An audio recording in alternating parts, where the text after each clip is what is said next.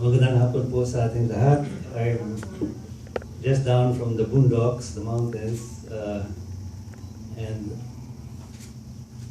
although I thought 5 minutes was more limit rather than to do a 5-minute prepared thing. But anyway,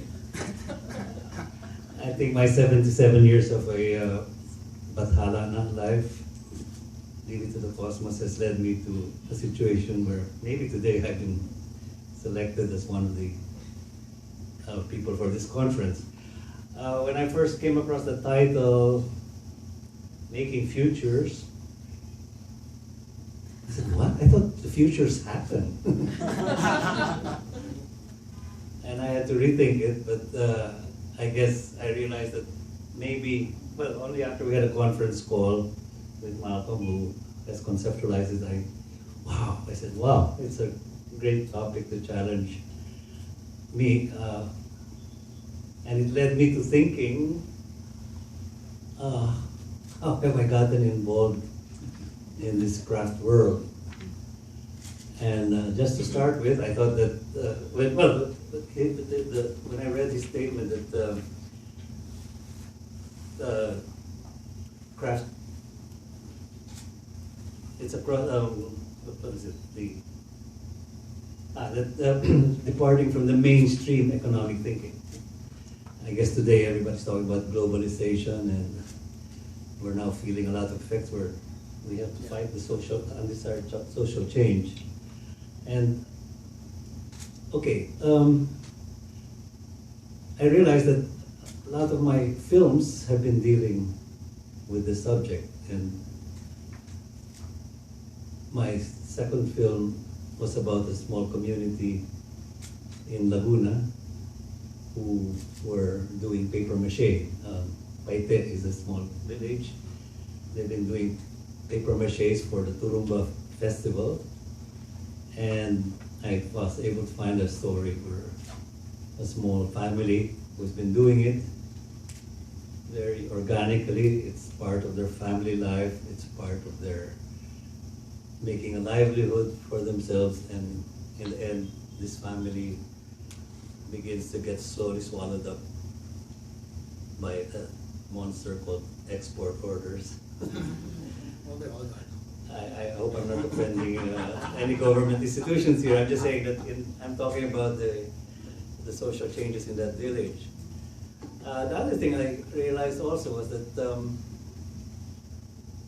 en route to this being able to make films of this kind of subject matter. Well, anyway, that family finally has to make 25,000 Olympic dogs for the Munich Olympics. But they started out as a very small, relaxed family business. I wouldn't call it a business, it was just a little livelihood way for them. I think that's one of the questions that was being raised for this conference is if these old models are still, well, they're relevant the way they're being done, or whether we have to question them, making mass markets for very small industries, because the model is always maximum efficiency for maximized profits. By the way, if this last sentence sounded like MBA talk. No. Okay, I'll just let you all into a little secret. But since somebody from Wharton just asked me kanina. Okay, the other thing that happened, on my way to free myself to become an artist, by the way, I had an MBA from a school called Wharton, and in 1967. Ako 96. Okay. Undergrad Okay. Anyway, after 5 years as an economist working in the OECD in Paris, I suddenly said, no, I'm not cut out to be this. I don't know if it was a craft word calling to me, but anyway, I decided to tear up my diploma. Without due respect to everybody else. And I decided to find my way back to being an artist. Now, in order to be able to get some momentum to becoming an artist, I just realized just last night, hey, in fact, I needed to have some quick money so that I could have a sabbatical, so I could finish a theater play I was writing. And that happened to be the Munich Olympics. And I ended up, every Olympics goes with a, they have a mascot that can be exploited by businessmen. And they can do keychains, you can do t-shirts, you can do any kind of kitsch. So I proposed it to be made in capiz shell. Capiz is a translucent shell, okay. And yeah, it got approved, and I arrived in Munich with 25,000 dogs. But then everything was selling well until the middle of the Olympics was the hostage crisis, and the mood changed. Everything was got pessimistic. All my reorders were canceled. So at the end of the Olympics, I had 8,000 dogs.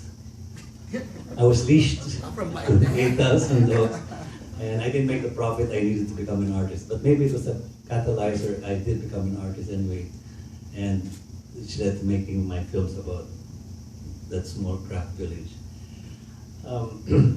Then I also realized that now, reading all these questions yesterday, I think the world has come to an accepted premise.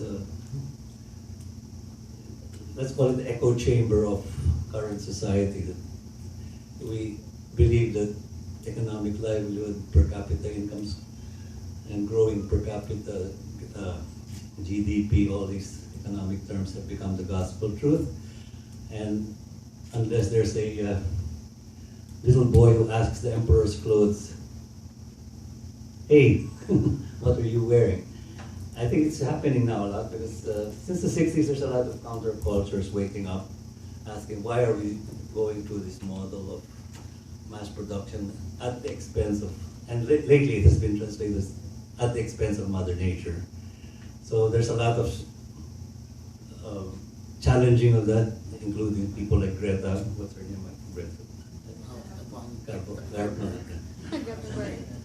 So I think as a artist I come from Baguio. Okay, I was born in a city that's at the crossroads of an old ancestral wisdom from tribal people who express a lot of their creativity in crafts.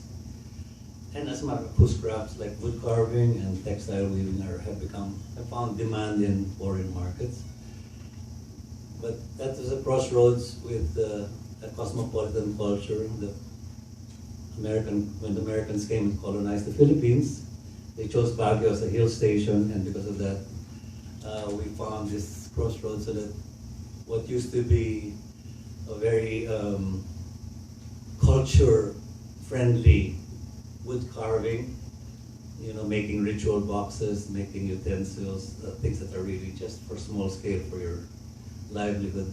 Suddenly, we're looking for a thing called markets, and when you have interveners like a wholesaler or somebody from that big world and just starts ordering 100 Mickey Mouses or smiling Buddhas or penis ashtrays, man in the barrel.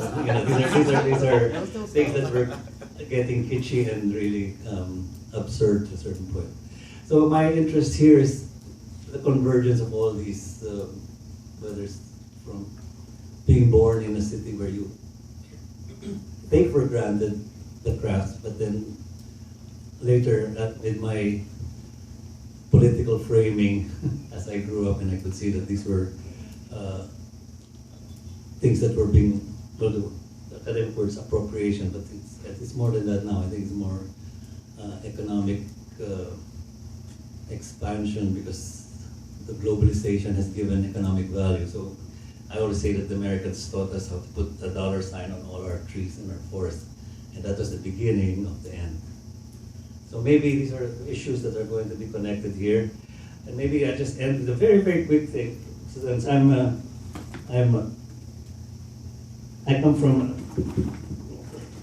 okay. I have two icons here that I usually bring around with me. It's, okay, this is, the wood carvers of Ifugao and the Cordilleras in the north are really, I think they're bored with the hammer and hammer and what was it, chisel already when they're in the wombs. Anyway, this is Inabian, the goddess of the wind of Ifugao, and I've always represented her as fighting the goddess of the wind from Hollywood.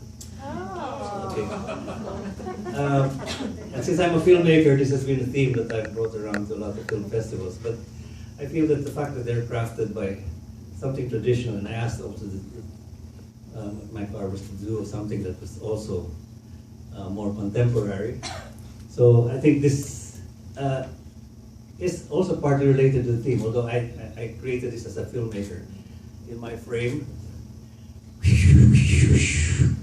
there's the goddess of the wind, Hollywood, blowing down the goddess of the wind of. Stay away, Hollywood. We have an overdose of your stories. We have an overdose of your Harvey Weinstein stories.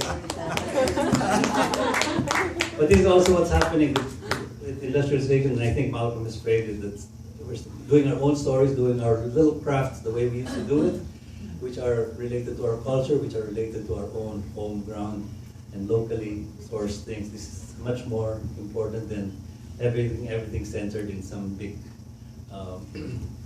economic zero zone, and then that controlling everything. So this smallest beautiful thing is part of this theme that I'd like to bring, and I think this will be part of my presentation tomorrow. So, mabuhay to our craft